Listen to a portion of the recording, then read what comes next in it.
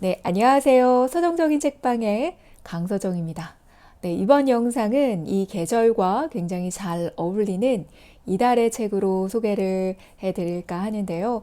이달의 책은 제가 전달에 읽었던 책 중에서 좋았던 책들을 선정을 해서 소개해드리는 코너인데요. 제가 한 달을 이제 빼먹었잖아요. 그래서 오늘 소개해드릴 책은 제가 10월 달과 11월 달 두 달 동안 읽었던 책 중에서 굉장히 좋았던 책 세 권을 선정해서 소개해 드릴까 합니다. 공교롭게도 이제 모두 다 국내 작가님의 작품들이고요. 모두 다 두세 번 정도 반복해서 읽었고요. 필사도 굉장히 열심히 한 책이기도 합니다. 첫 번째로 소개해드릴 책은 김현수 작가님의 문학동네 디 에센셜입니다. 네, 2022년도로 기억을 합니다. 이토록 평범한 미래라고 하는 작품을 읽고 굉장히 오랜만에 김현수 작가님의 작품을 읽게 된 것 같은데요. 최근에 방영되었던 한석규 주연의 이토록 친밀한 메신저 라는 드라마 혹시 보셨는지 모르겠는데요. 저는 유튜브로 이제 몰아보기로 봤는데도 너무 재밌고 흥미롭게 봤었는데요. 이 드라마 말미에 김현수 작가님의 이토록 평범한 미래라는 책이 딱 등장을 하거든요. 그래서 저 너무 반갑고 놀랬던 기억이 나고요. 이 드라마에서 이야기하고자 하는 메시지와 책의 메시지가 너무나 잘 어울려서 드라마에서 전달하고자 했던 어떤 감동적인 부분이라든지 삶에 대한 공허함과 회한 같은 것들이 조금 더 많이 느껴졌던 것 같습니다. 김현수 작가님의 작품은 저에게 굉장히 특별하게 다가오는 것 같은데요.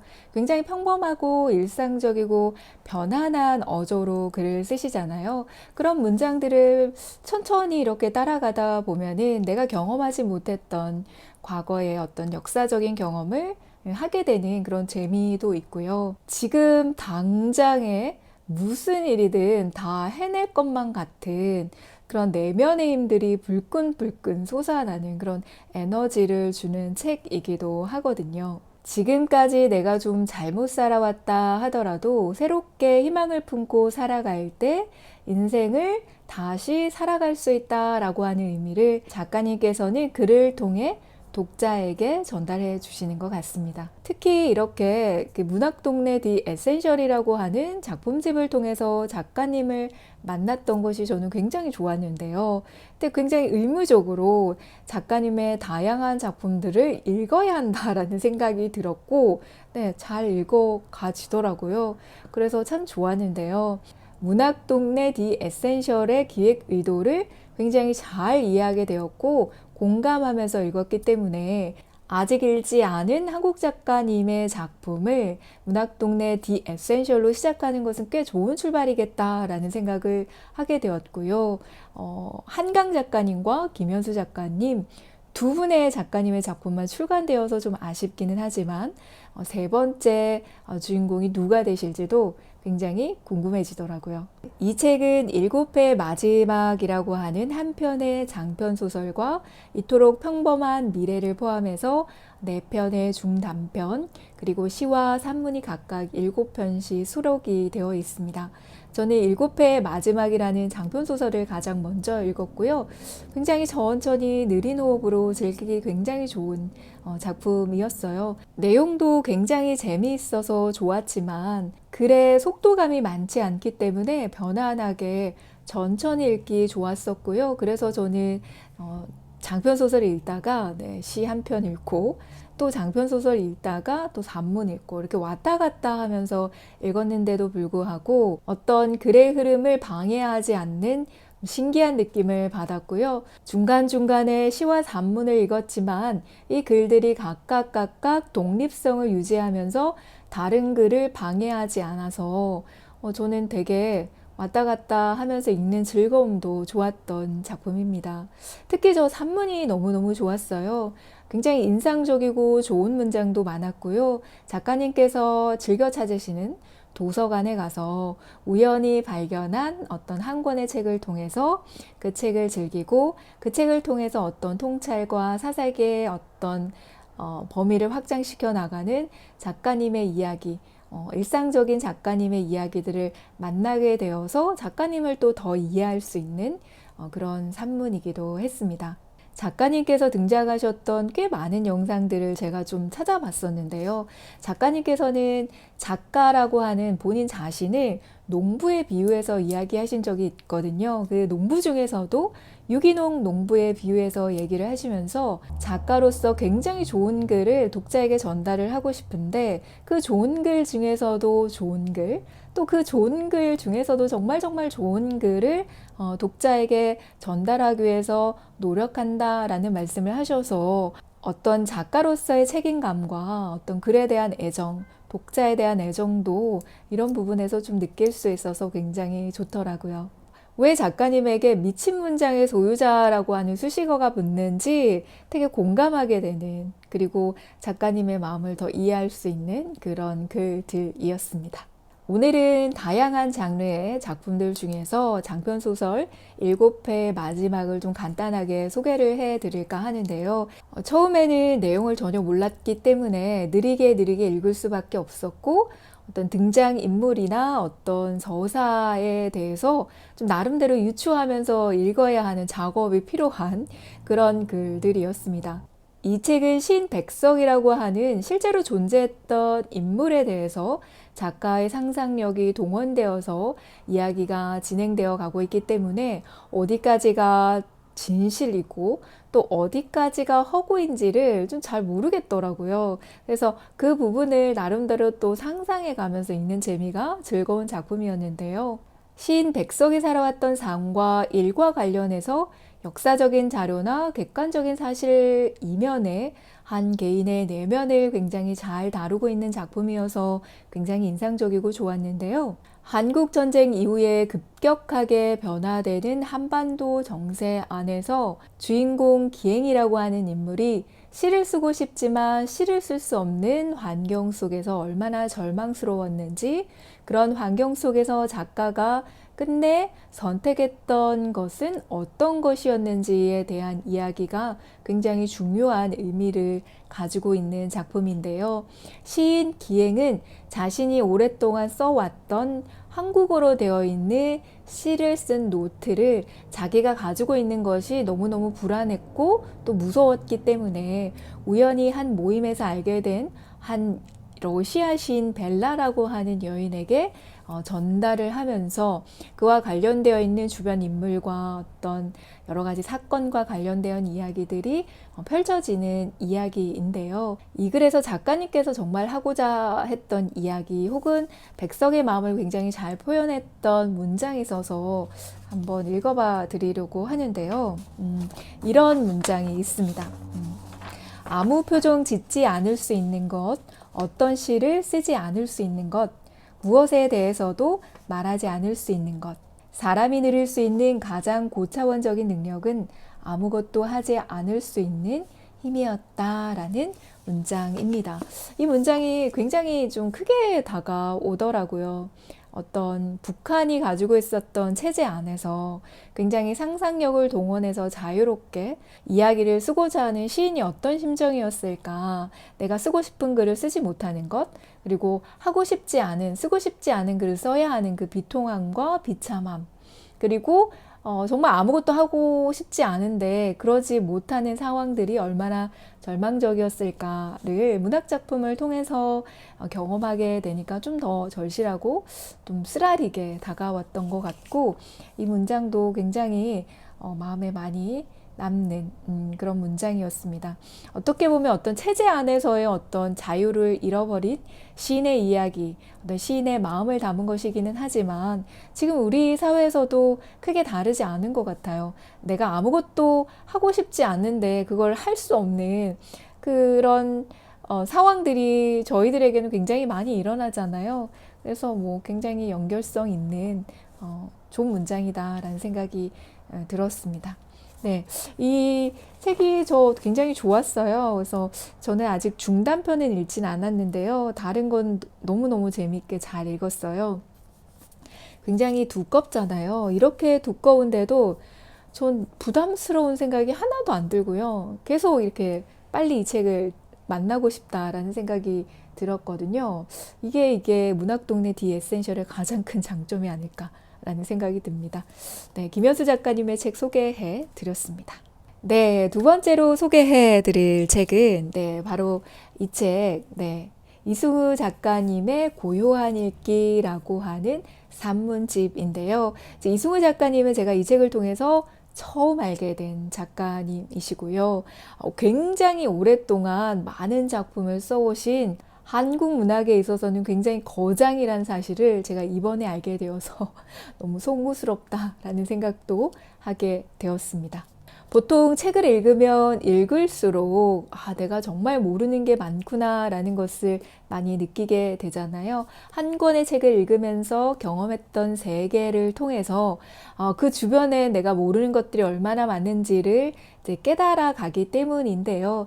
역시나 저는 이 책을 읽으면서 내가 책을 읽고 있는 사람으로서 얼마나 좁은 세계관과 협소한 사고를 가지고 있는가를 다시 한번 알게 되었고, 또 내가 읽어야 할 너무 멋진 작가와 좋은 작품들이 얼마나 많은지를 또 다시 한번 깨닫게 되는 그런 순간이기도 했습니다. 그래서 저에겐 또 되게 의미 있는 책인데요.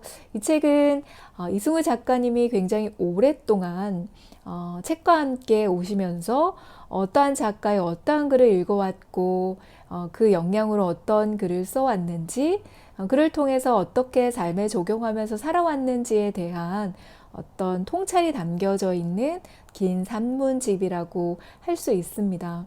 일단 처음에 읽을 때는 제가 조금 어렵다라는 느낌도 들었는데요. 그래서 이제 반복적으로 읽었는데, 읽으면 읽을수록 정말 반짝반짝 빛나는, 그리고 내면으로 깊이 들어오는 문장들이 굉장히 많더라고요. 그래서 조금 깊게 다가오는 곱씹으면서 천천히 읽을 수 있는 문장이 필요하신 독자가 계시다면 이 책이 굉장히 좋을 것 같다라는 생각도 함께 해보았습니다. 이 책 표지도 너무 예쁘지 않나요? 네, 굉장히 희미한 그 배경 속에 자세히 보면 뒤집어 놓인 책이 한 권 있거든요. 이 책의 표지는요, 한지민이라고 하는 작가님의 노인책이라고 하는 작품인데요. 네, 너무 멋진 것 같아요. 이렇게. 굉장히 디자인도 너무 잘한 것 같아요. 제가 이번 여름에 서점에 가서 김금희 작가님의 식물적 낙관을 이제 구매해서 올 때 이 책도 함께 봤었는데 여름하고는 좀 잘 어울리지가 않다라고 생각을 해서 제가 이 책은 그냥 집어들지 못하고 보류를 했었는데요. 가을과 겨울이 지나가는 이 계절에 굉장히 잘 어울리는 책인 것 같습니다. 제가 이 책을 읽으면서 또 반가웠던 지점은요, 이승우 작가님께서도 밀란 쿤테라를 굉장히 좋아하는구나 라고 해서 여기에서 언급된 밀란 쿤테라를 만나게 되어서도 되게 좋았고요. 작가님께서 읽어오신 그 수많은 작가들 중에서 발터 베냐민이라든지 보르헤스 같은 작가와도 다시 한번 연결될 수 있어서 이 책에서 언급되었던 그 문장들이 굉장히 좋아서 두 작가의 작품들도 또 새롭게 구매하는 계기가 되기도 했던 것 같습니다. 이 책도 굉장히 좋았던 문장이 많았는데 그 중에서 하나 정도 좀 소개를 해드리면 여기 뒷표지에도 발췌가 되어 있어요. 이 부분을 한번 읽어봐 드릴 텐데요. 이렇게 시작을 합니다. 영감에 대한 미신에서 벗어날 것. 영감을 부정하지도 말고 숭배하지도 말 것. 왜곡이나 악용은 더욱 삼갈 것. 모독하지 말 것. 다만 필사적으로 꿈꿀 것. 영감 같은 것은 있지 않다는 듯. 그러니 바라지 않는다는 듯 필사적으로 애쓰고 애쓰면서 기다릴 것. 기다리면서 초대할 것. 애씀이 초대 방법이라는 사실을 알 것. 그조차 알지 말 것. 행여라도 영감이 자신의 노력에 대한 당연한 보상이라고 생각하지 말 것. 은총일 뿐이라는 사실을 기억할 것이라고 하는 문장인데요. 어떠세요? 너무 좋지 않나요? 글과 책과 관련되어 있는 산문집이다 보니 영감이라고 하는 단어가 굉장히 의미 있고 인상적으로 다가오고 이 문장이 이야기하는 것들이 저는 굉장히 좋았는데 이 영감이라는 단어를 행복이라는 단어로 바꿔서 문장을 읽어보아도 너무너무 좋았고 정말 중요한 부분이 무엇인지 마지막 문장에 그 모든 것들은 은총일 뿐이라는 것을 기억하는 것이 중요하다라는 이 부분이 굉장히 인상적으로 다가왔던 것 같습니다. 이승우 작가님에 대해서도 조금 살펴보면은요, 이승우 작가님께서는 1959년도 전남 장흥에서 태어나셨다고 합니다. 굉장히 이른 나이에 등단을 하셨더라고요. 1981년도에 이제 한국문학 진인상을 받으면서 등단을 하셨고, 거의 40년 동안 한 30여 권의 책을 출간을 하신 작가님이세요. 저는 이 책을 통해서 처음 알게 되었지만 소설과 어떤 산문집 굉장히 다양하게 작품 활동을 해오셨고 그리고 상도 굉장히 많이 수상을 하셨어요. 이상문학상, 오영수 문학상, 동인문학상, 그리고 광순원 문학상, 현대문학상, 대산문학상, 동서문학상 굉장히 다수의 상을 수상하신 분이셔서 이 부분도 저는 인상적이었던 것 같아요. 40년 동안 30권의 책을 쓰셨고 이 정도의 깊이 있는 글을 쓰셨다면 그 외에 다른 작품들도 굉장히 궁금해지고요. 이 작가님의 작품의 궤적을 또 천천히 따라오면서 함께 삶을 영위해 오셨을 독자님들도 엄청 부러워지더라고요. 그래서 저는 이 책을 통해서 또 작가님의 또 다른 책들도 또 기회가 되면 꼭 읽어보도록 하겠습니다. 두 번째 책으로 이승우 작가님의 작품 소개를 해드렸고요. 네, 마지막으로 제가 소개해드릴 책은 제가 너무 사랑하게 된 그리고 너무너무너무 정말 정말 좋았던 배수아 작가님의 작별들 순간들이라고 하는 산문집입니다. 네. 저 이 책 정말 너무 잘 읽었어요. 그래서 이 책은 이렇게 표시를 거의 안 했거든요. 두 권의 책도 마찬가지지만 이렇게 밑줄 긋는 부분이 너무 많았기 때문에 그냥 이제 다 읽고 나서 또 다시 한번 앞에서부터 그냥 편안하게 읽으면서 2번 정도 읽었고 그 다음에 또 앞에서부터 밑줄 친 부분 중심으로 해서 또 곱씹으면서 필사하면서 읽었거든요. 너무너무 좋은 작품이었습니다. 제가 여름에 배수아 작가님께서 번역을 하셨던 로베르트 발저의 산책자라는 책을 정말 재미있게 정말 좋게 잘 읽었었거든요. 그 책을 읽으면서 제가 느꼈던 어떤 내면 깊이에서 일어나는 어떤 해방감과 자유로움 이런 것들을 이 책을 읽으면서도 느낄 수 있어서 배수아 작가님의 스타일이 이런 것일까라는 생각도 조금 가늠을 하면서 읽었고요. 처음부터 순서대로 읽지 않아도 너무 좋았어요. 그래서 중간중간 이제 원하는 페이지부터 편안하게 읽다가 또 원하는 부분 읽다가 이렇게 왔다 갔다 하면서 읽기도 굉장히 좋았던 작품이었습니다. 내가 원하는 어떤 나의 일상과 시선들이 다른 사람의 문장으로 만나게 되니까 굉장히 행복한 느낌도 들었고, 내가 느껴왔던 것들을 내가 명확하게 표현하지 못하고 있었는데 꼭꼭 집어서 정확하게 멋진 문장으로 표현해주는 작가님의 책이 저는 진짜 진짜 좋았고요. 이 책은 또 내가 왜 이제야 읽었을까? 이 책도 구매한 지는 진짜 오래됐거든요. 근데 책장에 꽂아놓고 이제 읽게 되어서 이 책 너무 늦게 읽었구나라는 생각도 하면서 읽었어요. 작가님께서 가지고 있는 굉장히 독특한 정서가 있는 것 같아요. 굉장히 자유로운 해방감이라든지 가벼우면서도 밀도 있는 사유감, 그리고 낯설고도 세련된 그리고 도회적인 그런 시선들이 있어요. 그런 느낌들이 문장 곳곳에서 느껴져서 문장 하나하나를 음미하고 응시하는 즐거움이 굉장히 큰 그런 작품이었고요. 작가님께서는 독일 베를린에 작은 정원이 딸린 오두막에서 글쓰기 작업을 하신다고 하거든요.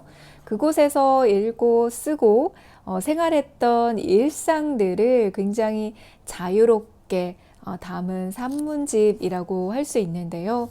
작가님께서는 한국에서는 주로 번역 작업을 하시고 독일에서는 글쓰기 작업을 하신다라고 하거든요. 그래서 뭔가 두 가지 언어와 두 가지 환경, 두 가지 문화라고 하는 어떤 이중적인 경험을 계속해서 해 나가시면서 굉장히 독특한 어떤 문체와 분위기를 만들어 가고 계신 것 같다라는 느낌도 굉장히 많이 들었던 그런 작품입니다. 이 책의 문장 중에서 저도 굉장히 많이 공감하고 작가님께서도 글쓰기를 할 때 지향하시는 부분에 대한 게 인상적이어서 제가 좀 발췌를 해보았는데요.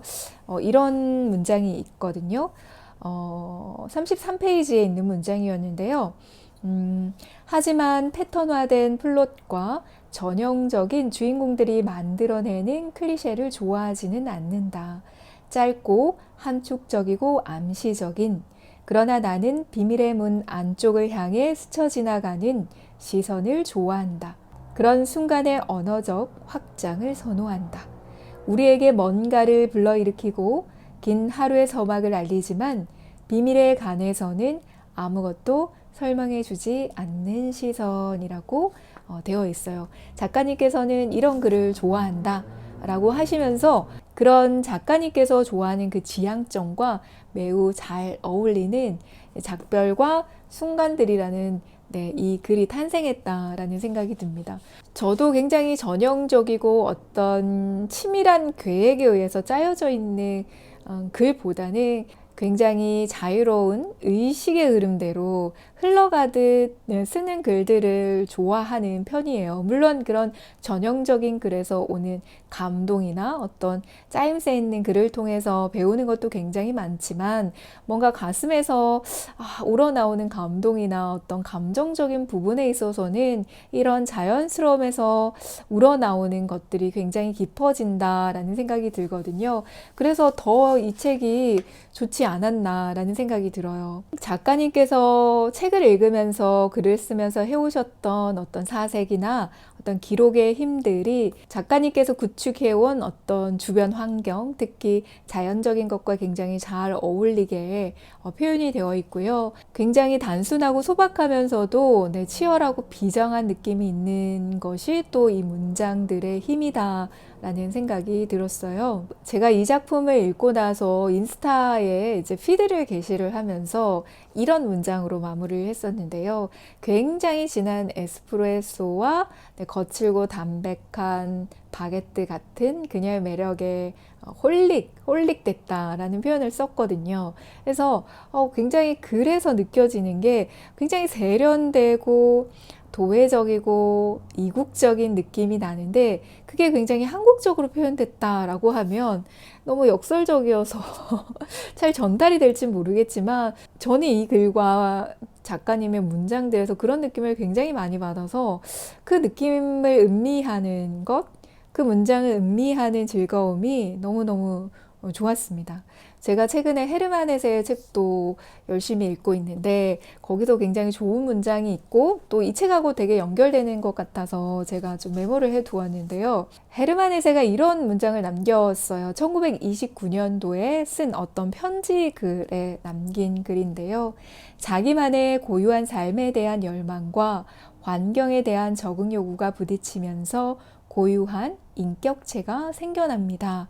라는 문장이었어요. 자기가 가지고 있는 고유한 것과 나에게 영향을 미치는 주변의 환경들이 하나의 인격체를 만들어 간다라고 했을 때에 이 두 가지 상반되는 힘은 굉장히 중요하다라는 생각이 드는데요. 배소아 작가님께서도 자신이 가지고 있는 그런 고유한 특성과 주어진 환경에서 어떤 안주하거나 머무르지 않고 스스로 어떤 환경들을 선택하고 개척해 나갔다라는 측면에서 작가님이 가지고 있는 이색적이고 세련된 이런 문장들이 탄생하지 않았나라는 생각이 들고, 작가님께서도 스스로 이런 것들을 굉장히 욕망하고 갈망하시는 것 같아요. 이런 문장이 또 있어서 제가 발췌를 해보았는데요. 매우 특별했던 그 시기, 나는 어느 작가의 인터뷰에서 모든 인간은 살아가는 동안 언어로 자신의 집을 지어야 한다. 누구나 일생 동안 그 일에 매달려야 하며 자신이 얻은 외국을 거주 가능하게 만들어야만 한다라는 구절이었었거든요.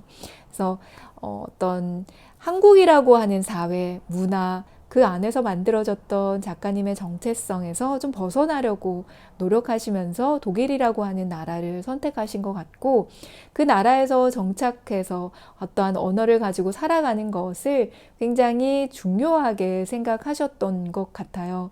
그리고 그곳에서 글쓰기 작업을 하신 그런 자신이 가진 고유한 특성과 환경이라고 하는 것이 작가님에게는 굉장히 중요한 어떤 문체와 어떤 글 쓰는 스타일의 중요한 원동력이 되지 않을까라는 생각도 했었고, 이 문장도 굉장히 저에게 인상적이었던 것 같아요. 자유로우면서도 비장하고 치열하게 살아오셨다라는 것들이 문장에서 굉장히 잘 느껴지고요. 굉장히 단순하고 소박한 글들이 진지하거나 깊이 있지 않으면 발현될 수 없는 덤덤함이나 헐렁함 같은 것들이 있는데요.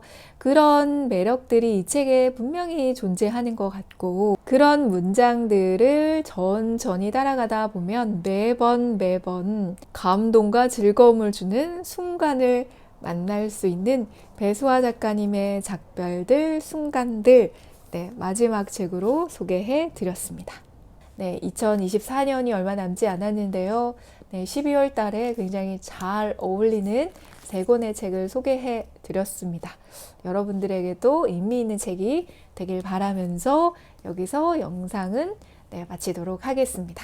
감사합니다.